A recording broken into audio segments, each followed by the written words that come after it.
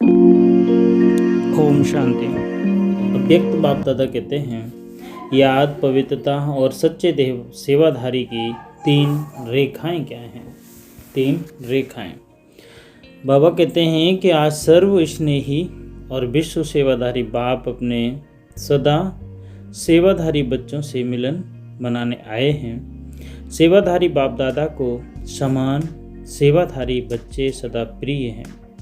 आज विशेष सर्व सेवाधारी बच्चों के मस्तक पर चमकती हुई विशेष 3 रेखाएं देख रहे हैं। हर एक का मस्तक त्रिमूर्ति तिलक समान चमक रहा है। यह 3 लकीरें किसकी निशानी हैं? इन 3 प्रकार के तिलक द्वारा हर एक बच्चे के वर्तमान रिजल्ट को देख रहे हैं। एक है संपूर्ण योगी जीवन की लकीर। पहली क्या है?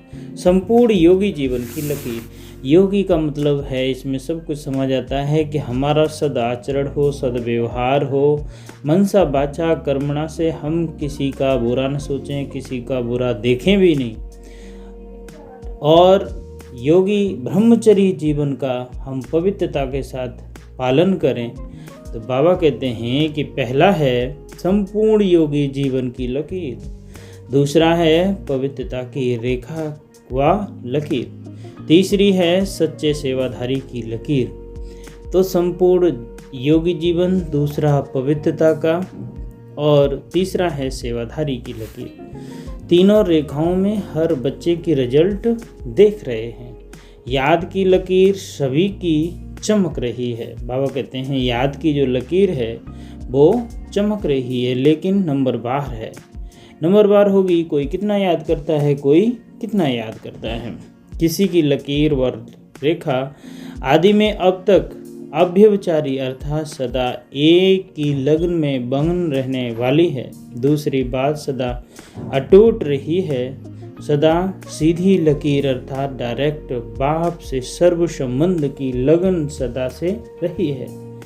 वह किसी निमित्त आत्माओं के द्वारा बाप के संबंध जोड़ने के अनुभवी हैं। बाबा से जो संबंध जोड़ने के अनुभवी हैं, बाबा उनको भी देख रहे हैं। डायरेक्ट बाप का सहारा है, वह किसी आत्मा के सहारे द्वारा बाप का सहारा है। बाबा कहते हैं कि डायरेक्ट बाप से वो मदद मांगता है, या उसका सहारा है पिता का, या फिर वो किसी बिचौलियों को, बीच वाले को याद करता है, फिर बाबा से मदद मिलती है। कभी और बताए ना कि हम डायरेक्ट न मिलकर के बीच में होते हैं कुछ लोग, उनसे मदद करने को, फिर तीसरा तब ऊपर तक मदद आती है। एक है सीधी लकीर वाले। बाबा कहते हैं एक तो वो बच्चे हैं जो सीधी लकीर है, बाबा से कांटेक्ट है, बाबा से बाबा एनर्जी मिलती है। जैसे कहानी याद आती है कि राजा था, बहुत ही दान करता था। एक दिन दानवीरों ने देखा जिनको दान की, ये राजा लाता कहाँ से है, तो वो गया, देखा मंदिर से भीख मांगता था सुबह से भगवान के आगे। तो लेने वालों ने कहा कि जब हमको डायरेक्ट हम भी मांग के देखते हैं, अगर डायरेक्ट मिल सकती है तो हम ही मांग ले, क्योंकि राजा बीच में खा जाता होगा, पूरी देता नहीं है। तो यही संबंध है। तो हम अगर सीधी रेखा रखें, डायरेक्ट बाबा से कांटेक्ट हो, तो बाबा से हमारा पूरा सहयोग और संपर्क रहेगा। तो बाबा कहते हैं एक है सीधी लकीर वाले, दूसरे हैं बीच बीच में थोड़ी टेढ़ी लकीर वाले। यह है याद की लकीर की विशेषताएं। याद की विशेषताएं हैं कि कौन कैसे याद करता है। दूसरी है, जैसे कभी देखा होगा, मैंने भी अनुभव किया है कि हम डायरेक्ट से बाबा को याद करते हैं तो याद में इतनी गहराई नहीं रहती है। और पहले हमने प्रजापिता ब्रह्मा बाबा को याद किया, उसके बाद बाबा को ले गए शिव बाबा के पास, तब से बाबा से हमने कनेक्शन जोड़ा। तो होता है कभी कभी कि ज़्यादा एनर्जी लाइट का महसूस होता है, तो ऐसा भी है। लेकिन सही बात तो यही है कि हमारा संपर्क डायरेक्ट शिव बाबा से जुड़ना चाहिए, सीधी लकीर रहनी चाहिए। दूसरी है संपूर्ण पवित्रता की लकीर। संपूर्ण पवित्रता की लकीर व रेखा, इसमें भी नंबरवार है। एक है ब्राह्मण, और ब्राह्मण जीवन लेते ही ब्राह्मण जीवन का विशेष बाप का वरदान प्राप्त कर सदा और सहज इस वरदान को जीवन में अनुभव करने वाले उन्हीं की लकीर आदि से अब तक सीधी है। दूसरे हैं ब्राह्मण जीवन के इस वरदान को अधिकार के रूप में अनुभव नहीं करते, कभी सहज और कभी मेहनत बहुत पुरुषार्थ से अपनाने वाले उन्हों की लकीर सदा सीधी और चमकती हुई नहीं रहती है। वास्तव में याद व सेवा की सफलता का आधार है। क्या है सफलता का आधार? क्या है? याद और सेवा। याद है, सेवा है तो ही पूर्ण तरह से सफलता हमें मिलेगी। तीसरा है पवित्रता। सिर्फ ब्रह्मचारी बनना यह पवित्रता नहीं है। कुछ लोग कहते हैं ब्रह्मचारी हो, ब्रह्मचारी का मतलब हम बेकार में नहीं जाएंगे, बस ये ब्रह्मचारी। लेकिन इससे नहीं बात बनती। पूरी तरह ब्रह्मचारी बनने का मतलब है कि हम एकदम सद्विचार सदाचरण तो हों हमारे, केवल बेकार में न जाने से तो काम नहीं बनेगा। बाबा कहते हैं ब्रह्मचारी अर्थात ब्रह्मा के आचरण पर चलने वाले, जिसको फॉलो फादर कहा जाता है, क्योंकि फॉलो ब्रह्मा बाप को करना है। शिव बाबा के समान स्थिति में बनना है, क्योंकि हमको कैसा बनना है? शिव बाप जैसे बता रहे हैं कि बच्चे नज़दीकियाँ जितनी होगी नज़दीकियाँ बाप से उतना ही हम ऊपर उठते चले जाएंगे। फॉलो फादर करना है। ब्रह्मचर्य का व्रत सदा संकल्प और स्वपन तक हो। पवित्रता का अर्थ है सदा बाप को कंपेनियन बनाना, मतलब हम बाबा के हरदम साथ हों और हमारी स्थिति कहना चाहिए कि दोनों को एक ही तख्त पर हो। ये ना हो कि हमारी कुर्सी बहुत नीची है और बाबा हमसे बहुत ऊपर है, ऐसा नहीं। बाबा कहते हैं कि कंपेनियन बनाना बाबा मेरा है, यह एक बहुत अच्छा कंपेनियन है। बाबा कहते हैं कि मेरा बाबा है तो ये एक बहुत अच्छा कंपेनियन है। यह भी आवश्यक है, लेकिन हर समय कंपनी भी बाप की रहे, इसको कहते हैं संपूर्ण पवित्रता। संगठन की कंपनी, परिवार के स्नेह की मर्यादा वह अलग चीज़ है, वह भी आवश्यक है, लेकिन बाप के कारण ही यह संगठन के स्नेह की कंपनी है। यह नहीं भूलना है कि परिवार का प्यार है, लेकिन परिवार किसका?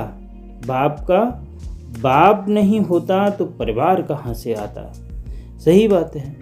परिवार का प्यार, परिवार का संगठन बहुत अच्छा है, लेकिन परिवार का बीज नहीं भूल जाए। क्या नहीं भूल जाए? बीज।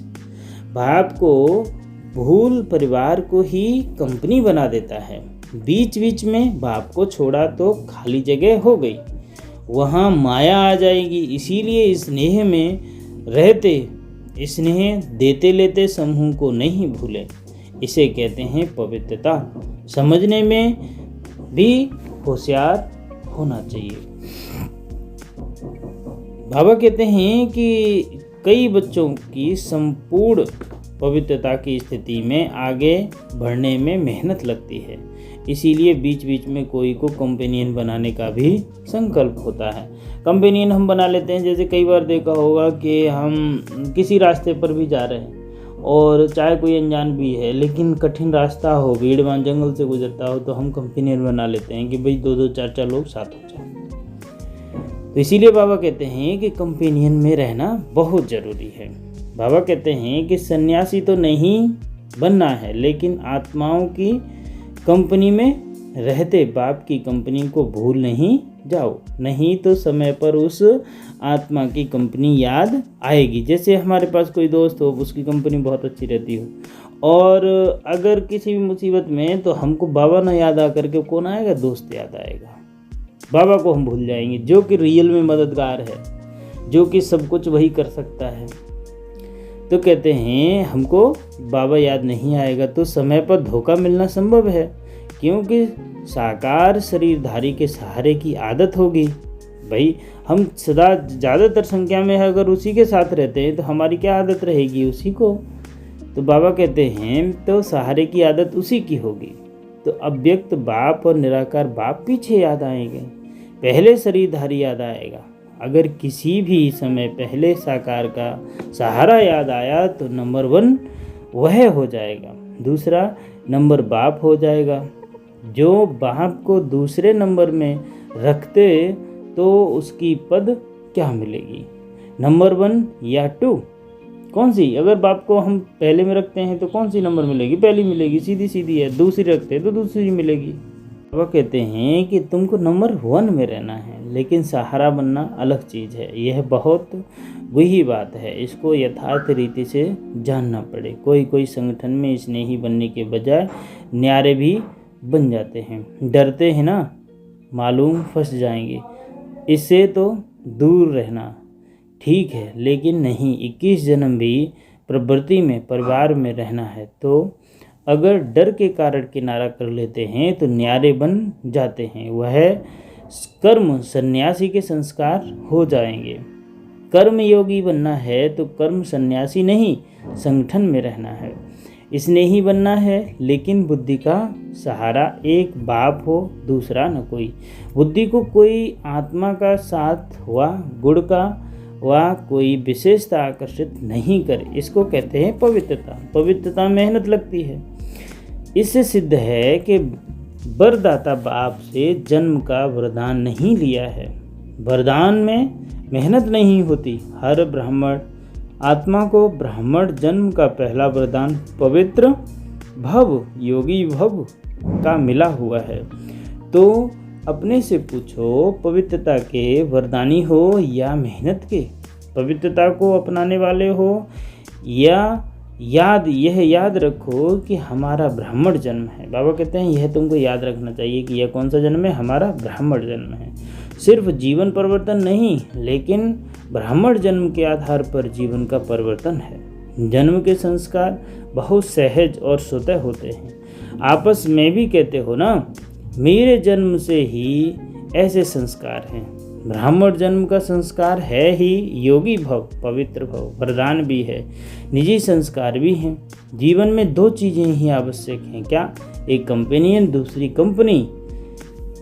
इसीलिए त्रिकालदर्शी बाप सभी की आवश्यकताओं को जान कंपेनियन भी बढ़िया, कंपनी भी बढ़िया देते हैं। विशेष डबल विदेशी बच्चों को दोनों चाहिए। इसीलिए बाप दादा ने ब्राह्मण जन्म होते ही कंपेनियन का अनुभव करा दिया, सुहागिन बना दिया।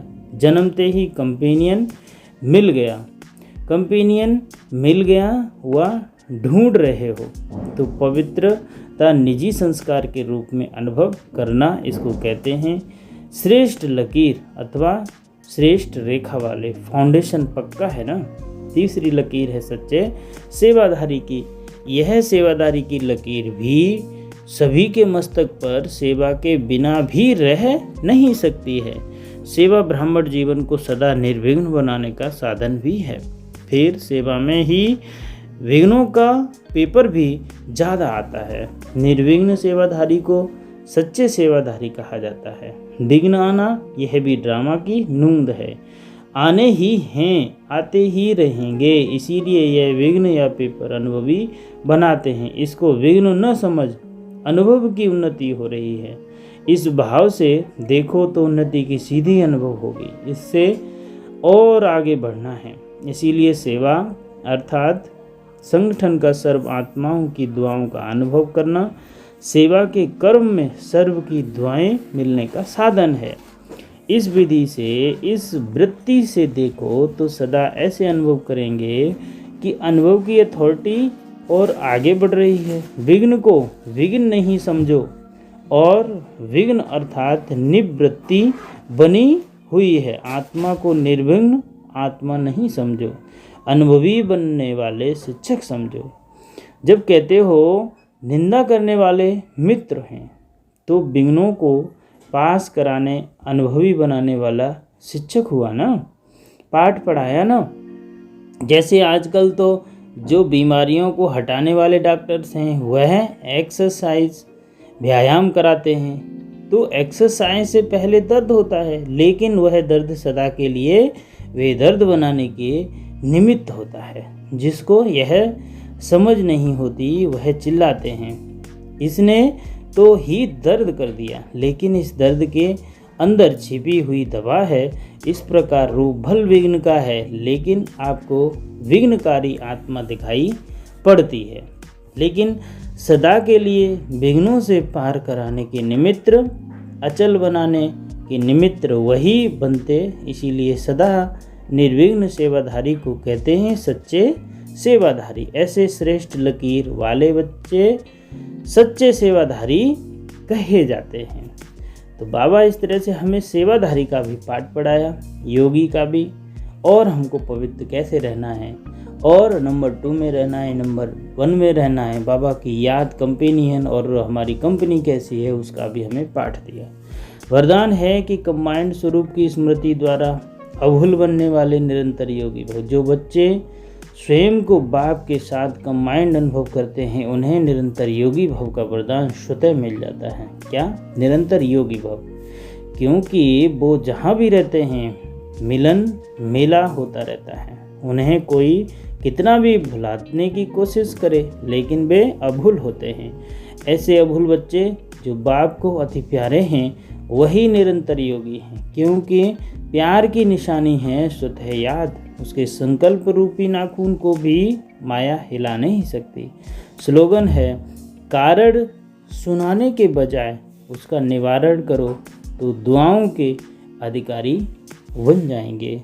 ओम शांति।